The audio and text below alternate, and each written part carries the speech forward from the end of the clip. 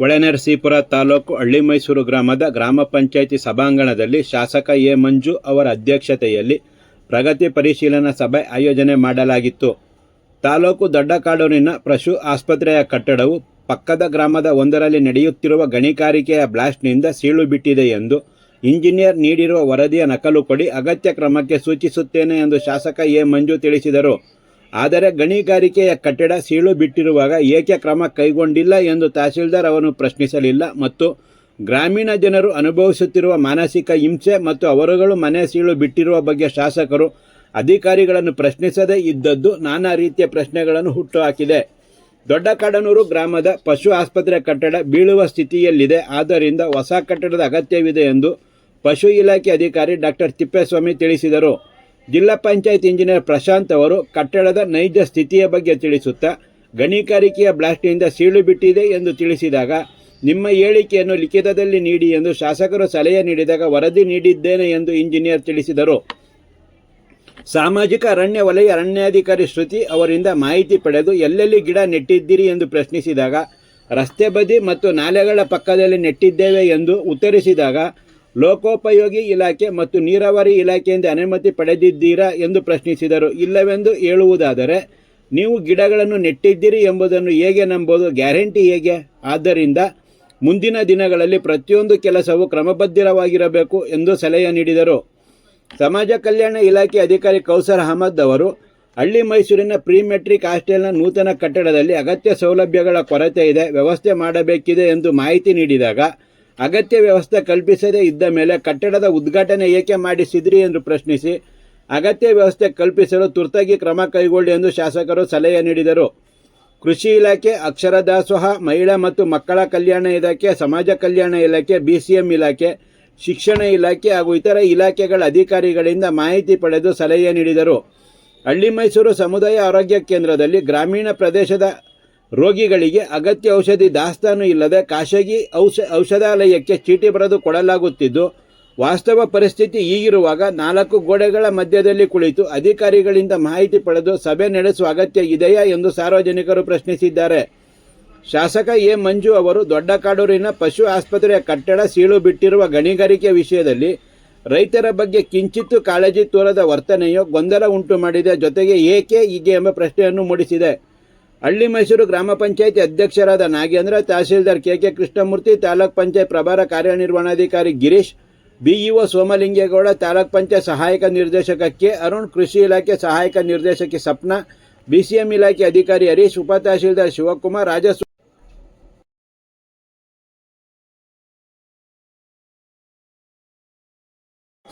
Blasting ನಡೀತಾ ಇದೆ sir, ಪಕ್ಕದಲ್ಲೇ ಇದೆ ಸರ್, ಅಂದ್ರೆ ಮೈನಿಂಗ್ ನಡೀತಾ ಇದೆ. ಅದು ರಿಪೋರ್ಟ್ ಪ್ಲಾಸ್ಟಿಕ್ ಆಗಿದೆ ಅಂತ ರಿಪೋರ್ಟ್ ಹಾಕಿದ್ವಿ. ಅಲ್ಲ ನಾವು ಆ ಥರ ಇದು ಮಾಡಿಲ್ಲ ಸರ್, ಟೆಕ್ನಿಕಲ್ ಅವರಿಂದ ನೀನು ಆಸ್ ಎನ್ ಇಂಜಿನಿಯರ್ ಯಾತಕ್ಕೆ ಆಗ್ತಾ ಇದೆ, ಏನಾಗಿದೆ, ಅದು ಪಕ್ಕದಲ್ಲಿ ಬ್ಲಾಸ್ಟ್ ಆಗಿದೆ ಅಂತ ಬಾಯಿನಲ್ಲಿ ಸರ್, ಅದು ಟೆಕ್ನಿಕಲಿ ಪ್ರಾಬ್ಲಮ್, ಅದೇ ಪ್ರಾಬ್ಲಮ್. ನೀನು ಹೇಳೋದೇ ಪ್ರಾಬ್ಲಮ್ ಅಲ್ಲಮ್ಮ. ರೈಟಿಂಗ್ ಹಾಕಿ ಸರ್ಕಾರಕ್ಕೆ ಅದಾಗಂಗೆ ಬರೀ ಬಾಯಿಲಕ್ಕ ಇರೋದು. ನಾವೇನ್ ಮಾಡಿದೀವಿ ಅಂತ ಸರ್, ಟೆಕ್ನಿಕಲ್ ದುಡ್ಡು ಕೊಟ್ಟಿದ್ದಕ್ಕೆ ನನಗೆ ಹೇಳೋದು ಅರ್ಥ ಇದೆ. ಪರ್ಮನೆಂಟ್ ಸೊಲ್ಯೂಷನ್ ತಗೋಬೇಕು. ಏನಾಗಿದೆ, ಯಾಕಿದ್ದಾಗಿದೆ, ಯಾಕಾಗಿದೆ ಅದನ್ನ ಸರ್ಕಾರಕ್ಕೆ ವರದಿ ಕೊಡಬೇಕಾದರೂ ವೆಟರ್ನರಿ ಮತ್ತು ಅಲ್ವಾ ಬಿಲ್ಡಿಂಗ್ ನೀನು ನಾನು ಹೇಳೋದು ಇಷ್ಟೇ, ಇದು ಈ ಬಿಲ್ಡಿಂಗು ಈ ಕ್ರಾಕ್ ಆಗೋದು because of plastic, it cannot be repaired ಅಂತ ಹೇಳಿ ಒಂದು ರಿಪೋರ್ಟ್ ಆಗಿದ್ದಾರೆ. ಆ ಕಾಪಿ ನಮಗೆ ಕೊಡು, ಹಂಗಾಕಿದ್ದಾರೆ ಪ್ಲಾಸ್ಟಿಕ್ ಹಾಕಿದ್ದಾರೆ, ಅದು ಕೊಡೋ ಒಂದು ಕಾಪಿ ಸರ್ಕಾರಕ್ಕೆ ನಾವು ಮಾಡ್ಬೇಕದು. ಕಾರಣನೇ ಕಂಡಿಡ್ಬೋದು, ಇದ್ರಲ್ಲಿ ಹಾಕೊಟ್ಟಿದ್ದೀರಾ ಸರ್ ನೀವು ಲಿಂಕ್ ಡಾಕ್ಯುಮೆಂಟ್ ಅಲ್ಲಿ. ನಾವು ಮಾಡೋಕ್ಕಾಗಲ್ಲ, ಅದೇ ಸಮಸ್ಯೆಗೆ ಈಗ ಬರೀ ಅವ್ರಿಗೆ ಟೆಂಪ್ರವರಿ ಟಾಯ್ಲೆಟ್ ಮತ್ತು ಈ ವ್ಯವಸ್ಥೆಗೆ ಒಂದು 3 ಲಕ್ಷ ಕೊಡಿ ಅಂತ ಕೊಟ್ಟಿದ್ದೀವಿ. ಗ್ರಾಮದ ಪಂಚಾಯತಿನಲ್ಲಿ ನಮ್ಮ ಹಳ್ಳಿ ಮೈಸೂರು ಹೋಬಳಿಯ ವಿವಿಧ ಇಲಾಖೆಯ ಒಂದು ಪ್ರಗತಿ ಪರಿಶೀಲನಾ ಸಭೆಯನ್ನು ನಾವು ಮಾಡ್ತಾ ಈಗಾಗಲೇ ಸುಮಾರು ವಾಡಿಕೆ ಮಳೆ ಎಷ್ಟಾಗಿದೆ ಅನ್ನೋದ್ರ ಬಗ್ಗೆ ವಿಚಾರಗಳು ತಿಳ್ಕೊಂಡಾಗ 94% ವಾಡಿಕೆ ಮಳೆ ಬಾರಿ ಜಾಸ್ತಿ ಆಗಿದೆ ಅಂತಕ್ಕಂಥದ್ದು ನಮಗೆ ಅಧಿಕಾರಿಗಳು ಹೇಳಿದ್ದಾರೆ.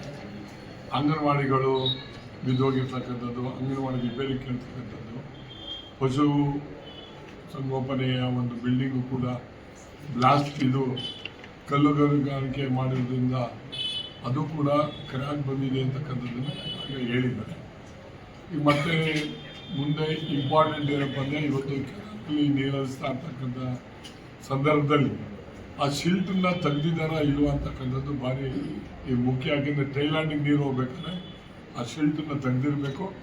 ಅದಕ್ಕೆ ಆ ತೆಗ್ದಿದ್ದಾರಾ ಇಲ್ವಾ ಅಂತಕ್ಕಂಥದ್ದನ್ನು ಕೇಳಿಕೊಂಡು ಒಂದು ಸೂಚನೆ ಕೊಡ್ತಕ್ಕಂಥದ್ದಾಗ್ತದೆ. ಈ ಬಾರಿ ನಮಗೆ ಗೊತ್ತಿರೋ ಹಾಗೆ ಈ ಹೋಬಳಿಗೆ ಯಾವುದೇ ಆದಂಥ ಸಮಸ್ಯೆಗಳಿಲ್ಲ.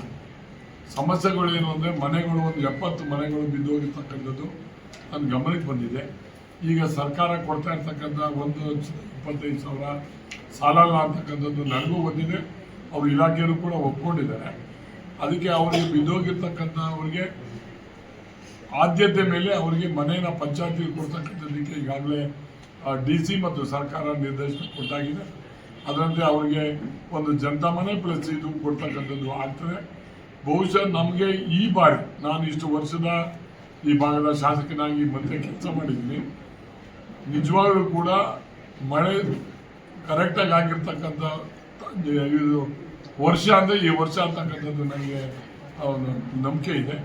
ಬಟ್ ಬಹುಶಃ ಒಂದು ಇವತ್ತಿನಲ್ಲಿ ಮುಂದಿನ ದಿನಗಳಲ್ಲಿ ಅಂದರೆ ಇನ್ನೊಂದು 10 ದಿವಸದ ಮೇಲೆ ಈ ಬಗರು ಕೋಮು ಇರ್ತಕ್ಕಂಥದ್ದು ಏನು ಆ ಜನರ ಈ ಫಾರಂ 53, 50, 57 ಅರ್ಜಿ ಹಾಕಿರೋರು ಯಾರ್ಯಾರು ಉಳುಮೆ ಮಾಡಿಕೊಂಡು ಇದು ಮಾಡ್ತಿದ್ರು ಅವರು ಕಾನೂನು ಪ್ರಕಾರ ಯಾರು ಒತ್ತಿದ್ದಾರೆ, ಯಾರು ಅರ್ಹರಾಗಿರ್ತಾರೆ ಅವರಿಗೆ ಕೊಡ್ತಕ್ಕಂಥ ಪ್ರಾಮಾಣಿಕ ಪ್ರಯತ್ನವನ್ನು ಇನ್ನೊಂದು 10-15 ದಿವಸದೊಳಗಡೆ ಅದನ್ನು ಪ್ರಾರಂಭ ಮಾಡ್ತೀವಿ. ಈ ಭಾಗದ ಜನರಿಗೆ ಅವರು ಫಾರಂ 53 ಅವರಿಗೆ ಪರ್ಮನೆಂಟ್ ಆಗಿ ಅವರ ಹೆಸರಿಗೆ ಖಾತೆ ಮತ್ತು ಪಾಣಿ ಬರ್ತಕ್ಕಂಥದ್ದಕ್ಕೆ ಮಾಡಿಕೊಡ್ತೀವಿ. Thank you.